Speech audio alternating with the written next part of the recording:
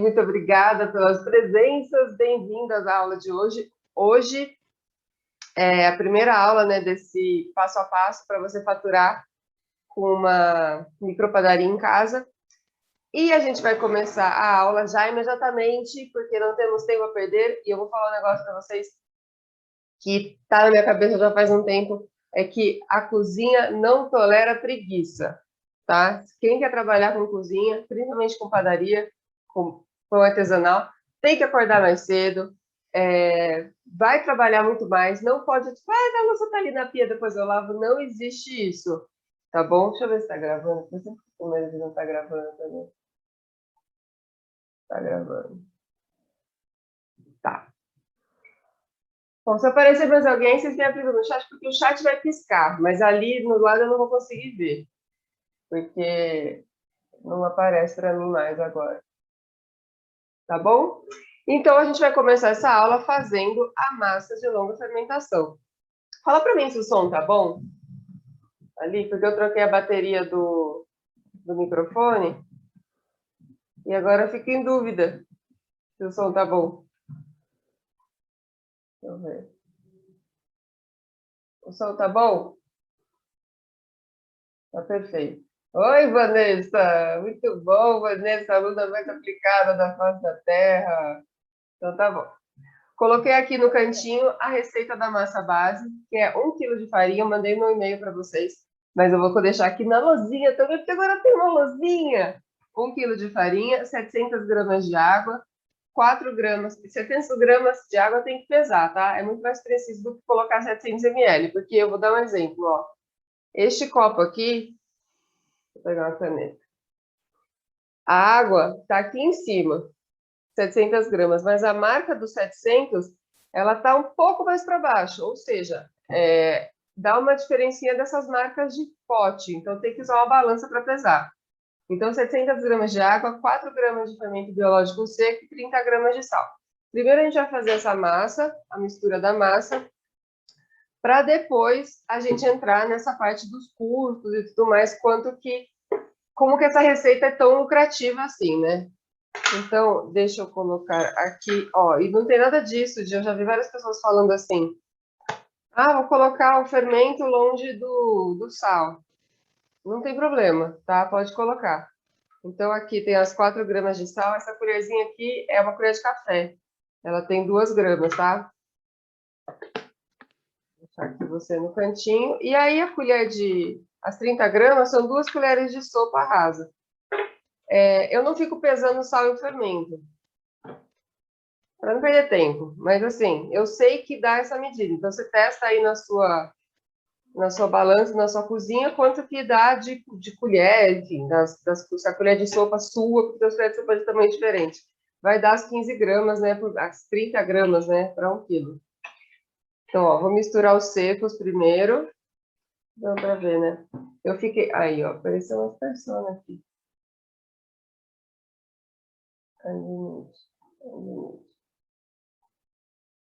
Ó, então vamos lá, misturei aqui os secos. Primeiro eu queria parabenizar as pessoas pontuais, né? Porque, gente, pontualidade na cozinha é um negócio que a gente tem que estar muito atento ao relógio. Muito atento ao relógio. Ó, então eu misturei aqui os secos. Vou colocar agora as 700 gramas de água. Joga tudo de uma vez, não precisa fazer buraco no meio. E aí você vai misturar rapidinho assim com a colher. Ela é uma massa pegajosa. Então, veja bem, ó, preste atenção. Eu estou trabalhando para 1.000 gramas de farinha, 700 gramas de água. Então, eu tenho uma hidratação de 70%, tá bom? Então, qualquer alteração, vou fazer meio quilo vou trabalhar com meio quilo de farinha. Quanto que eu vou usar de água? 350 gramas. Vou trabalhar com 2 quilos de farinha, vou misturar 2 quilos de farinha. Quanto que eu vou colocar de água? 1.400 gramas. Por quê? 70% de hidratação. Então, você vai variando, você faz sempre a conta da sua produção, considerando que a sua massa ela tem 70% de hidratação. Ó, já começou a grudar demais aqui, já não está incorporando com a colher. Então, eu vou misturar com a ponta do dedo. Outro dia, eu tava com pressa, assim, eu tava fazendo uma produção que tinha muita focaccia, a focaccia eu faço na batedeira, né? E pão de forma, assim, tudo ao mesmo tempo. Que eu tinha que fazer, eu tinha pouco tempo e tem as 12 horas de fermentação da massa. E a focaccia, ela bate 5 minutos em velocidade baixa e 10 minutos em velocidade alta. Eu falei, beleza, eu tenho 15 minutos para fazer também a mistura da massa de longa fermentação, que tinha que ficar tudo pronto ao mesmo tempo. O que eu fiz? Eu peguei uma caixa gigante, assim, coloquei 4 quilos de farinha lá dentro. 4 quilos de farinha são 2,8 kg de água, né? Não, é isso? Gente, ó, então, começa a dar uns tilt na cabeça. Enfim, é uma coisa muito pesada, porque a hora que você mistura a água junto, fica tudo muito pesado. Só que acontece, é possível fazer isso? O máximo que eu fiz de mistura de farinha com água foi usando 5 quilos de farinha. Que para vocês saberem, quem faz isso tem a amassadeira que bate no mínimo isso. A amassadeira, aquela que vai no chão, ou aquelas de mesa, super pesadas, com pés de ferro. Então, é um negócio assim, a gente consegue não usar a amassadeira até esse limite, tá? Por quê? Porque a gente não está sovando a massa, você está só misturando. Ó, deixa eu colocar mais para cima. Tá vendo? Ela é uma massa pegajosa. Você vai misturando. Eu acho que tem um vídeo aí também no Instagram. Depois eu mando lá no grupo do WhatsApp para vocês, mostrando essa massa, essa caixa de massa com 4 quilos de farinha. E aí depois, né, eu não deixei fermentando, porque ela triplica o volume. Aí eu separei em outros potes, em outros bowls gigantes. Ó, começa a grudar, aí você tira da mão. Não fica preocupada assim, eu preciso sovar essa massa, eu preciso tirar do pote, não está incorporando direito. Não é esse o objetivo, a gente não quer fazer isso. Inclusive, ó, o que eu vou fazer? Ao longo do dia, eu vou mostrando para vocês pelo grupo do WhatsApp, por isso a gente tem lá o grupo, né, para agilizar a comunicação.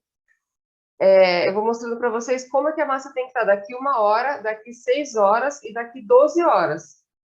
Eu já vou falar para vocês o que é para fazer com a massa. Mas eu vou mostrar para vocês como que a massa tem que estar. E aí vocês vão poder comparar com a de vocês. E mesmo que vocês façam depois, só não vai fazer a massa, tipo, sei lá, meia-noite, 2 da tarde. Por quê? Porque ela fica o processo de fermentação dela leva 12 horas. Então, se você fizer essa hora, quando chegar às 2 da manhã, você vai ter que botar o despertador para colocar a massa na geladeira. E depois ela vai para a geladeira. Bom. Ó, já está incorporada. Como é que você sabe quando está incorporada? Quando você mexe na massa, ó, não sobrou mais nada no fundo, ó. Dá para ver? Não tem mais nenhuma farinha no fundo do pote. Você mexe na massa, não tem mais uns pedaços gigantes, nada dela. Mas você não está sovando, ó. Eu estou apertando, misturando a massa com a ponta do dedo. Tá vendo, ó? Vou fazer devagarzinho, ó.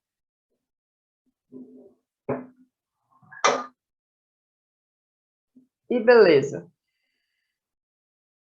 Vou tirar aqui.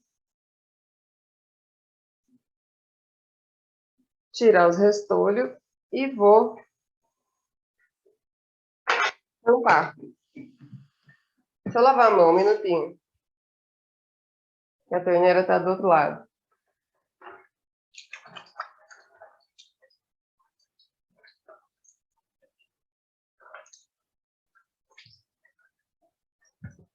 Pronto. Aí o que eu faço? É muito importante que você identifique o horário que você fez isso para não ficar perdido. Porque hoje você está fazendo 1 quilo de farinha só. Né? Você vai fazer uma produção. Só que daqui, enfim, qualquer quilo de farinha, qualquer coisa, todo momento que você fizer essa mistura, você vai pegar uma etiqueta. Aí eu vou colocar aqui que horas são? 8h10. É isso? 8h12. Vou colocar 8h10. Eu fiz essa massa às 8h10 do dia 8/9. Por que eu faço isso? E vou colocar a etiqueta aqui no meu pote. E deixa eu contar um negócio para vocês. Agora a gente vai partir para a segunda. Tem uma massa enroscada aqui no meu dedo. Segunda parte da aula. E agora eu vou usar de novo a minha lousa. Beber água. Muito legal ter uma lousa. O problema é que essa lousa, eu já pesquisei várias vezes na internet como tirar esse branco. Aí fala 70% de água para 30% de detergente. Mas continua manchada. Mas enfim, tá dando destaque, dá para enxergar. Qual que é o processo de o que eu vou fazer agora com essa massa? Misturei a massa às 8 horas. Vamos colocar redondo. Tá aparecendo aqui, tá? Às 8 horas. Tá? Então, o que eu vou fazer com ela? Às 9 horas, eu vou fazer uma dobra. Peraí, deixa eu separar. Vou fazer uma dobra. Eu vou mostrar a dobra para vocês. Vou gravar aqui 1 hora. Vou mostrar a dobra para vocês lá, mandar no grupo do WhatsApp. Fiz a dobra. Aí, o que eu vou fazer com essa massa? Nada. Não vou fazer mais nada. Por quê? Porque a gente está com a temperatura, deixa eu até conferir aqui quanto está a temperatura, porque a temperatura influencia na fermentação. Hoje está 18 graus. Como está 18 graus, eu não preciso, e vai esquentar ao longo do dia. A gente está cedo ainda. Então, como está 18 graus, eu não preciso fazer mais nada com ela ao longo do dia. Por quê? Porque ela vai fermentar durante o período mais quente do dia. Então, eu estou com uma temperatura de 18 a 20 graus, né? Aqui, que é o que vai passar ao longo do dia. A massa nessa temperatura, eu não preciso fazer nada. Se ela tivesse menor de 20 graus, o que eu ia ter que fazer? Eu ia ter que fazer uma nova, mais 2 dobras, pelo menos. Por quê? Porque o calor da minha mão e fazer a combinação do calor da minha mão com as dobras vai melhorar a fermentação, o processo de fermentação. Por quê? Porque as leveduras elas ficam preguiçosas quando está frio. Por isso que esses dias que fez mais frio, teve dias, né? Na verdade, a gente teve dias muito frios recentemente. O que eu fiz? Eu fiz dobras de hora em hora. Por quê? Para aprisionar os gases da respiração das leveduras e estimular a fermentação. E esse negócio do calor da mão é uma coisa de velho falar, tá? Por quê? A gente antigamente falava assim, antigamente mesmo, que padeiro só podia ser homem porque o homem tem a mão mais quente. Ah, vá. Porque o homem tem a mão mais quente. Mas não é isso, não. Você pode fazer exatamente isso. O calor da sua mão faz diferença também. Então, a dobra, sim, influencia dessas duas formas. Não só para aprisionar os gases da respiração das leveduras, quanto porque você está usando a sua mão e colocando calor mesmo na massa. Coisa que ninguém fala, tá? Porque nem é provado, mas a gente sabe na prática que isso acontece. Então, beleza, não vou mais fazer nada. Morreu minhas dobras. Se você está no lugar mais frio, faça mais pelo menos 2 dobras, das 10 e às 11, tá bom? Mais 2 horas. Aí ela vai ficar mais 11 horas, não é 11 horas que eu tenho que colocar aqui, né? 20 horas. Porque vai dar 12 horas ao todo. Às 20 horas, ela vai ter completado 12 horas de fermentação, né? 12 horas fermentando. Ficou ruim esse 20 aqui, né? Mas enfim, 20 horas vai dar 12 horas de fermentação. E aí o que eu vou fazer aqui com ela? Eu vou colocar ela na geladeira. Por que ela vai para a geladeira? Porque ela precisa ficar no mínimo 8 horas na geladeira para ela melhorar aroma, sabor, porque as leveduras continuam trabalhando lá dentro, só que numa velocidade mais lenta. Se eu deixar fora da geladeira, o que vai acontecer? Elas vão trabalhar demais, a massa pode se liquefazer até. Por quê? Porque as leveduras vão consumindo todo o glúten da massa, todas as proteínas da farinha, né? Todas as proteínas, todo o glúten, tudo. E aí ela vira um líquido, você não consegue mais usar. Um processo mais longo, tá, gente? Não é nem 18 horas. Mas enfim, aí você vai colocar essas 8 horas na geladeira, porque ela vai ganhar mais aroma, sabor e estrutura. São esses os. Tem mais gente aqui. São esses os benefícios de você colocar na geladeira. Então, aroma, sabor e estrutura. Então, repetindo, fez a massa, né? Dali 1 hora você vai fazer uma dobra, porque a temperatura está adequada. Passou mais 11 horas, completando 12 horas ao todo do momento que você misturou a massa, você vai colocar na geladeira e deixar no mínimo 8 horas. Tá bom? Então, essa massa eu vou fazer, seguir esse processo, vou mostrar ao longo do dia para vocês como é que ela vai estar. Vou mostrar como ela tá, vai estar às 20 horas, né? Às 8 horas da noite. E aí, é a massa que a gente vai usar para fazer as baguetes amanhã. Eu vou fazer mais de uma, tá bom? A gente vai fazer as baguetes amanhã com essa massa. Deixa eu separar ela, vou deixar aqui no cantinho mesmo. Não coloca dentro do forno, não coloca no lugar mais quentinho da casa, não coloca no lugar mais frio da casa, deixa no lugar em cima da bancada, em cima da mesa, em cima da sua mesa de jantar, em cima da sua pia. Deixa no lugar, só não precisa ficar mexendo nela, tá bom? Ela tá ali de boa. Eu costumo até colocar um despertador para fazer a dobra, né? Dali 1 hora, para eu não esquecer. Aí, eu queria falar das diferenças de. Primeiro, eu queria falar para vocês as diferenças de temperatura. O que acontece? Qual que é a temperatura ideal para a massa fermentar? É no máximo, é de 18, 20 graus, é 18 a 20 graus, no máximo até 22, 23 graus. Passou disso, para fermentar nesse processo, tá? Passou disso, o que acontece? Já começa a ficar muito calor. E a gente tem temperatura no verãozão que chega até ontem, estava 36 graus na rua, né? 36 graus, é calor pra caramba. O que acontece com a massa, né, nessa temperatura? Ela fermenta muito rápido. Então, quando acontece isso, o que a gente faz? A gente reduz o tempo a gente chama de TA, né, que é temperatura ambiente. Fermentação em TA, que é fermentação em temperatura ambiente. A gente reduz para 6 horas. Mas o que você tem que estar atento? Que ela tem que fermentar, no mínimo, essas 20 horas. Ela tem que completar esse ciclo de 20 horas. Principalmente se está muito calor. Por quê? Porque depois de 6 horas, de 6 a 8 horas no máximo, tem que observar a sua massa. Ela tem que ir para a geladeira.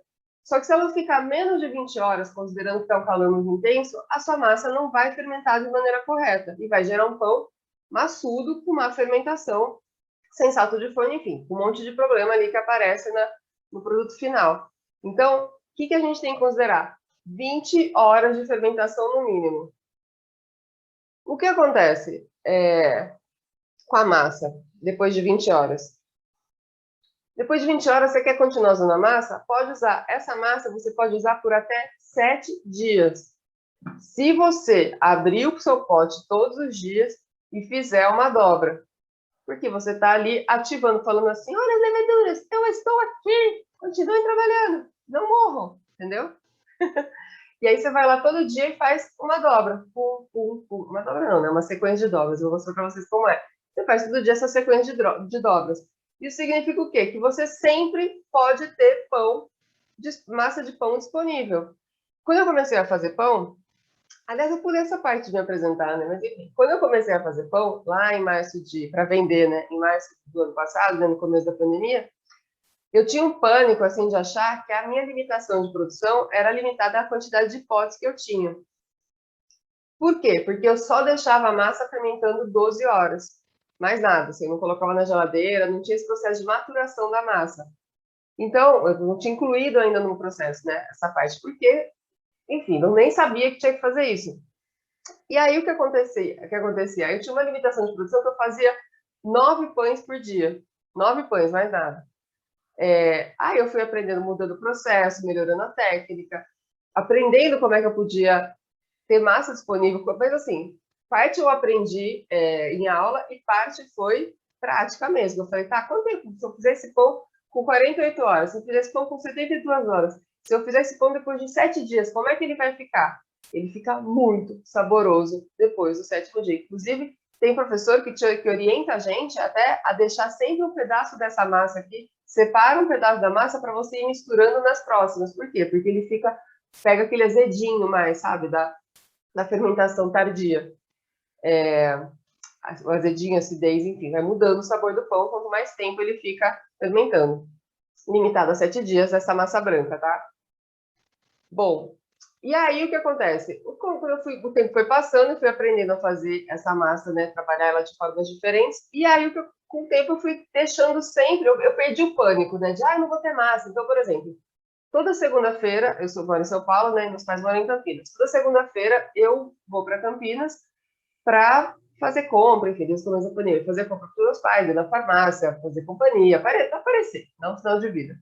Então, eu não entregava pão na terça-feira também, porque eu não estava em casa na segunda-feira para fazer a massa do pão. Então, eu fazia a massa do pão às 6 da tarde, para começar, assim, entre 5 e 6 da tarde, para assar no dia seguinte. E depois eu descobri que sim, eu poderia fazer isso. Por quê? Porque eu podia fazer a massa do sábado, eu podia fazer a massa da sexta, que ela durava até, porque eu podia usar ela depois na terça-feira. Então, na hora que você domina esse processo, que você coloca a sua etiqueta, que você tem o controle sobre o processo todo e a técnica, você consegue produzir pão no dia que você quiser e se programar para atender os seus clientes no dia que você quiser vender. Porque quando eu falo só indo para o segundo assunto, quando eu falo de receita mais lucrativa, de todas, eu vou mostrar umas contas. Tem onde escrever ainda? Quando eu falo da receita mais lucrativa de todas, ela entra até, inclusive, nisso. Porque a gente consegue armazenar, né, a massa, a gente consegue trabalhar num período longo. Por que acontece? A gente não é uma micropadaria artesanal, então eu não compro sacos de 20 quilos. Aliás, é uma coisa que eu até queria falar para vocês. Eu comecei comprando um sacão de 5 quilos de farinha. Aí o que aconteceu? Um dia eu comprei 4 sacos de 5 quilos. E tinha aquele bichinho, tinha bicho no saco, de 5 quilos. E aí eu perdi. Aí eu abri o primeiro saco, tinha um bicho. Aí você sabe disso porque fica tipo uma redinha assim em cima no meio da farinha. Ele vai fazendo o ninho dele ali. Aí o segundo saco eu abri e falei, tinha bicho. Perdi 10 quilos de farinha. Então, hoje eu só compro sacos de 1 quilo. Porque se você vai perder 1 quilo, no máximo 2, 3, 4, que é os que estão próximos. Então, sempre joga adianta. Aí uma pessoa olhando para a pessoa no curso fala assim para mim: ah, mas quando tá assim, eu peneiro a farinha, aí o bichinho fica na peneira e eu faço. Não faça isso, gente. É a saúde do seu cliente, não faça isso. Você não sabe onde tem ovo ali. Ah, vai queimar no forno. Não faça isso, tá? Jogue fora a sua farinha. A gente coloca. Outra coisa, falando várias assuntos aleatórios. Outra coisa, vai fazer pão, não sei o tamanho da sua unha, né? Se você gosta de uma manicure, que você tem pelo na mão. Se você vai fazer pão, você vai usar a mão para trabalhar. Então você precisa cortar a sua unha. Se fizer pão só para sua família, tudo bem. Você administra ali as bactérias que estão embaixo da sua unha. Mas se você vai fazer pão para vender, você tem o dever e a obrigação de não ter unha e tampouco ter esmalte, porque o esmalte solta. Se você lavar a louça, você sabe. O esmalte vai se descascando e esse esmalte vai para onde? Na massa do pão. Então, nada de esmalte, unha no talo aqui, tipo, não existe. Faz a unha do pé, mas não faz a unha da mão, tá bom? Então, vamos lá. Próxima parte. Alguém tem alguma dúvida? Tem aqui o pergunta no chat. Não, é só um hahaha. Não, tá valendo. Ó, eu até anotei aqui para eu não me... Onde que eu vou escrever? Vou ter que agachar, né? Para não sumir isso aqui, ó. Eu fiz uma colinha aqui para não me perder nas contas. Qual que é a conta que a gente faz na cozinha, basicamente? A gente faz regra de 3, né? É regra de 3 para fazer para tudo. Calcular percentual, tudo. A conta que a gente faz é regra de 3. Então, eu vou fazer aqui para vocês o custo disso daqui. Eu tenho quanto aqui? Eu tenho 1 quilo de farinha para 700 gramas de água. Então, eu tenho aqui, se eu não agachar, vai ficar tudo torto, né? Peraí. Eu tenho aqui 1,7 kg de massa. Tem que ver se está saindo ali, se vai desaparecer. Bom, aí o que eu fiz? O que eu tenho aqui, que eu coloquei aqui, que eu tenho aqui de custo? 3,30 da farinha. 1 quilo de farinha eu paguei 3,30. Eu paguei da água 1,5 litro, R$ 1,12. Então, eu usei 700 gramas, ficou 52 centavos. Estou preocupada de sumir. Eu compro o pacote de meio quilo de fermento, aí que custa 21,77. Eu usei 4 gramas, ficou 0,17 centavos.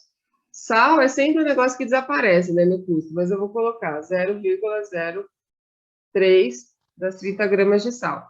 Então, eu tenho um custo total aqui de R$ 4. Aí o que eu queria falar para vocês? É o custo final que eu estou fazendo disso? Não.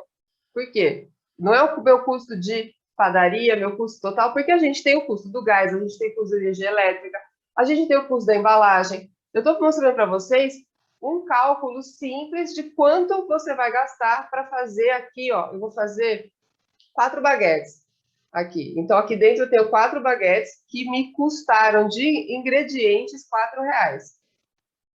Essas 4 baguetes, o que acontece? Você vai no supermercado, por exemplo, no mercado grande, que tem padaria, você consegue comprar uma baguete dessas, não, uma baguete por R$ 7, R$ 8. Não é? Uma baguete de 350, 400 gramas. Mas o que acontece? Aquela baguete não tem o valor agregado que esta baguete tem, porque essa baguete é artesanal. Essa baguete não é uma mistura de pão pronto, cheio de aditivo, de melhorador, de nada disso. Essa é uma baguete que levou a sua mão, que levou a mão do artesão ali para ser feita. Então, ela tem um valor agregado. É a massa de longa fermentação. Qual que é a vantagem da longa fermentação? Eu até anotei aqui para não esquecer de falar nada, porque às vezes eu esqueço, né, de uns benefícios aí da longa fermentação. Qual que a gente tem? Baixo índice glicêmico, as vantagens técnicas, né? Baixo índice glicêmico, por que tem baixo índice glicêmico? Porque as leveduras estão consumindo os açúcares da massa. Então, você, na longa fermentação, elas têm mais tempo de consumir os açúcares. Por isso, você tem um baixo índice glicêmico. Você tem facilidade de gestão, então, por exemplo, sempre acontece isso, de cliente que fala assim para mim, nossa, eu costumo passar mal, sentir azia, os pães, por exemplo, os pães mais fortes, de calabresa, de torresmo, mas o seu pão não dá azia, não tem problema de digestão. Por quê? Porque a massa tem o jeito certo de fazer a calabresa, de fazer o torresmo, enfim, tem tudo isso que conta, que a gente não usa óleo velho para fazer torresmo, né? Mas, enfim, é tudo bem escorridinho, óleo novo, mas não é só isso. Mas a gente tem as características da massa também, que não dão azia, não causam má digestão.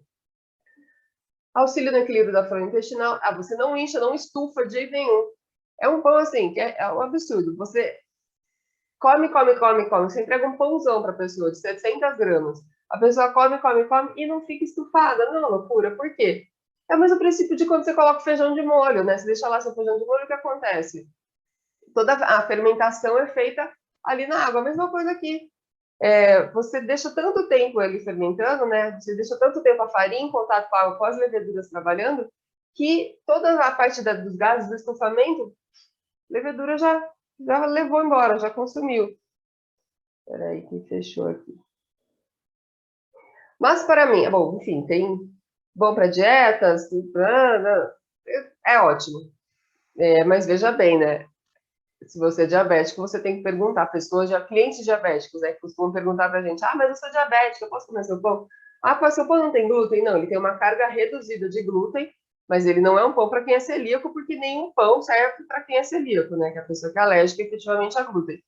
E diabético, ele é um pão com menor índice glicêmico. Meu pai, ele come esse pão, meu pai é diabético, ele come esse pão e não muda a taxa, mas não é um negócio que eu vou ficar falando porque eu não sou médica nem nutricionista, então eu não posso falar para o diabético, como esse pão, não sei o quê. Mas eu sei o que eu sei é pela experiência que eu tenho em casa com meu pai. Bueno. Então, eu tive esse custo aqui, de R$ 4. E aí eu já vou falar das outras vantagens do pão, que não é só essas características técnicas, né, de nutrição do pão. R$ 4. Mas então, aí eu vou lá no mercado e compro isso aqui por R$ 7, R$ 8. Mas por quanto eu vendo essa baguete? Simples, ou com gergelim ou sem gergelim em cima. Eu vendo ela no mínimo por R$ 12. Você pode vender por 12, por 14, por 15. Eu vou fazer, ó. Eu tenho 1.700 gramas de massa. Eu vou separar, eu vou fazer 4 baguetes de 400 gramas. Por quê? Vai dar 430. Se eu separar exatamente 1.700 gramas, né? Dividido por 4 dá 430. Quando a gente assa, ela perde 10% do volume. Então, ela vai chegar ali até 400 gramas, no máximo, né? 390, por aí. 390 gramas. Então, é uma baguete de por volta de 400 gramas. Então, eu vou entregar 4 baguetes de 400 gramas e o que eu vou vender a R$ 12. Deixa eu vou escrever aqui agora. Escrever ali do lado. Vou tirar você daqui. Muito cuidado. Pronto, agora eu ganhei espaço. Ganhei espaço ali. Então, eu vou vender por, cadê? R$ 12. Ó, 4 vezes 12.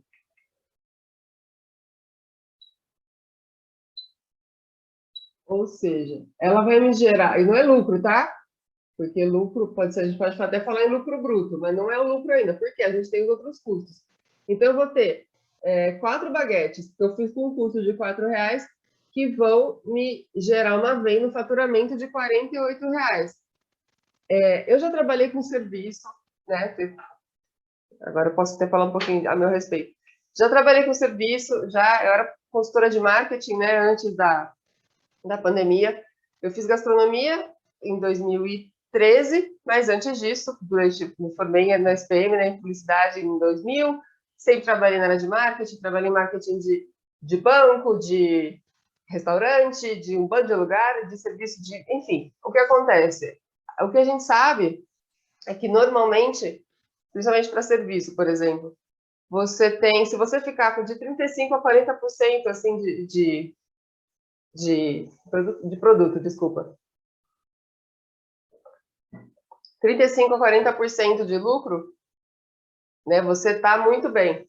O restaurante, ele tem mais ou menos com todos os custos embutidos, restaurante de comida, assim, que você tem que comprar, faz um monte de receita, enfim, tem funcionário, blá, blá, blá. Se você sobra ali 35% para você, você está bem, né? E aqui, meu, a gente está falando uma diferença de um valor de faturamento que é infinitamente superior. Por isso que pipoca a padaria. Por isso que tem uma padaria em cada esquina, entendeu? Não só pelo consumo, porque a gente é habituado a comer, porque o pão faz parte da dieta, né, do nosso país, de vários países, é a base.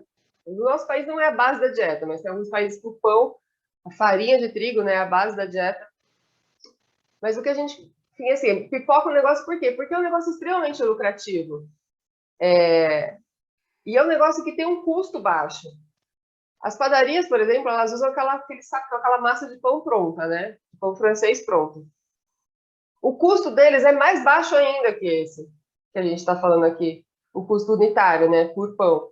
Então, eu vou ter um custo, ó, quando eu falo de essas 4 baguetes, cadê? Custaram R$ 4, só para pensar que cada baguete, para 1 quilo de farinha, eu tenho um custo para o peso, o custo do meu quilo é 2,35, é um custo muito baixo. É R$ 4 porque eu fiz 1.700, mas o custo do quilo, fazendo a regrinha de 3 ali, dá 2,35.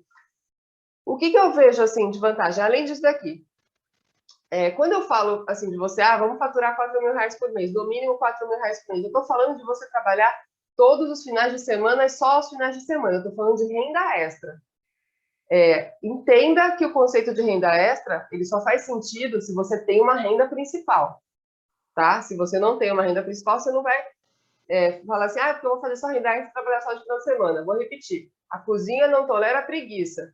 Se você pode fazer pão todos os dias, se você pode fazer pão de terça a sábado, e você vai fazer só no final de semana porque você quer uma renda extra, sem ser a sua realidade, não vai funcionar. Por quê? Porque ela não vai compor o seu orçamento. A renda extra ela faz sentido quando ela compõe o seu orçamento. Senão, para você ter um orçamento e falar assim, eu vivo disso, não é trabalhando só no final de semana, tá? Para você falar, eu vivo disso, você tem que trabalhar de terça a sábado, você tem que trabalhar no mínimo 5 dias na semana. Considerando que você tem que ter um dia de descanso e um dia para fazer compra, fechar conta, enfim, sempre tem que ter esse dia. Esses 2 dias, né? São super importantes. Então, vamos lá. Você está trabalhando sozinho, né? Se você tivesse um monte de equipe, enfim, tivesse milhões de pessoas trabalhando para você. Então, hoje, o que eu falo para você? Para você trabalhar, só que tem que ter também o quê? Frequência. Não é que você vai acordar... Eu demorei, no ano passado, eu comecei a fazer pão em março. E quando eu comecei a fazer pão, eu fazia pão de quarta a domingo. Eu entregava até no domingo. Aí segunda ia para Campinas, sexta-feira a gente fazer compra, blá, blá.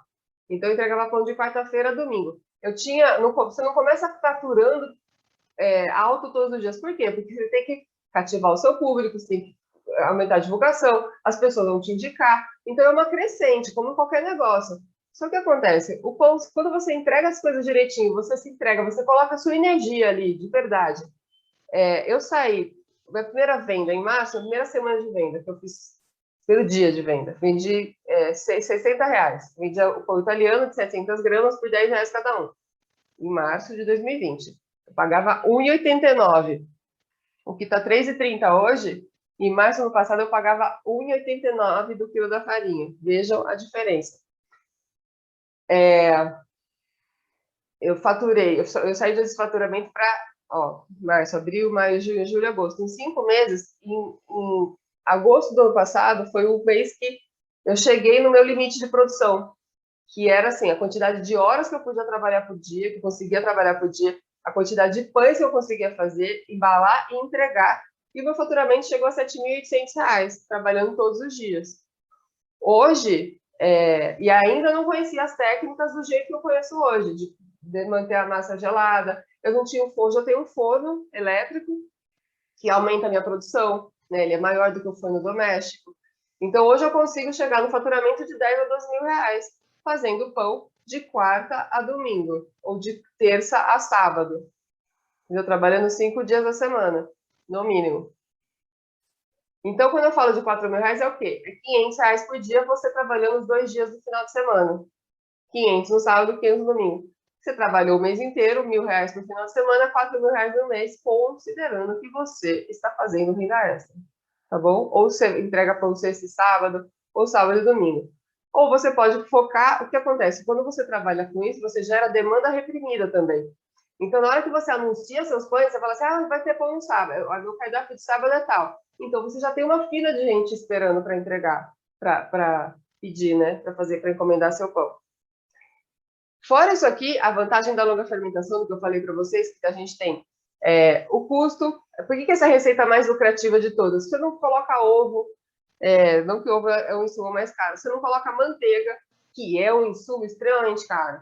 Né? Então, eu faço pão, né? Minha focaccia vai manteiga, vai leite, eu não faço nenhum pão com ovo, só brioche, mas não faço para vender ainda. O brioche vai muito ovo. Mas, enfim, essa é a receita mais lucrativa de todas. Por quê? Exatamente por isso, porque ela vai farinha, água, fermento e sal. Se você usar levain ainda, você ainda tira isso daqui, mas você vai gastar mais farinha para preparar o levain. Mas, enfim, é isso aqui. Né? É a receita mais lucrativa de todas que eu conheço, assim, de todos os pães que eu faço, de todos os pães que tem no meu cardápio. E qual é a outra vantagem, né? Além das características técnicas da massa, das características nutricionais da massa. A vantagem é exatamente isso aqui, o processo de fermentação. É você poder trabalhar com antecipação, é você conseguir se organizar para fazer suas entregas, é você saber exatamente quanto que você consegue manter, armazenar, né, na sua geladeira, enfim. Você consegue manter armazenado para entregar o pão. Para mim, a maior vantagem, eu de marketing, né, eu sou de planejamento. Eu sempre trabalhei com planejamento. E eu não consigo conceber você vender, você não saber quanto você consegue vender. Você não saber o seu limite de produção, você não tem um planejamento, você só ficar esperando a sua demanda chegar. Então, eu vou dar um exemplo. Esse final de semana agora, que foi feriado, meus clientes viajaram.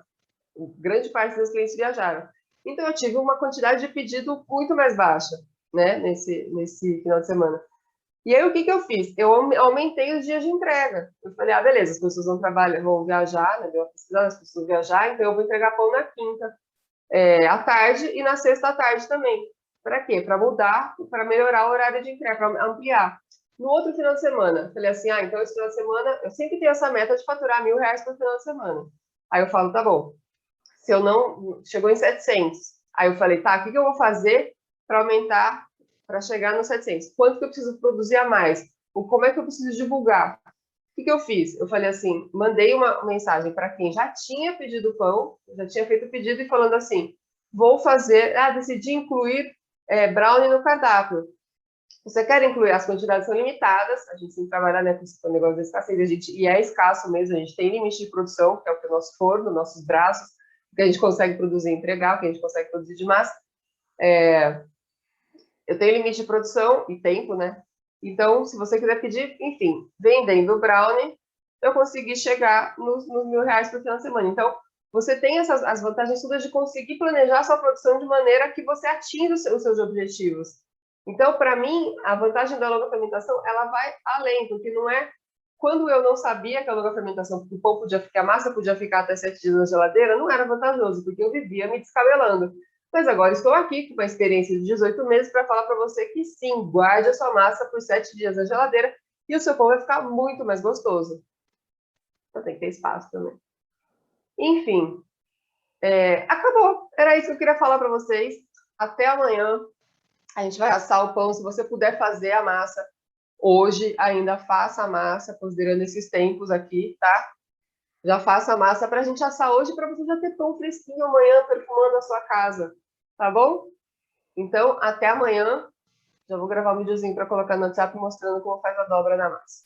Tchau, tchau. Muito obrigada, gente, por vocês estarem aqui. Muito, muito obrigada. Isa, vai fazer a massa. Vamos fazer a massa.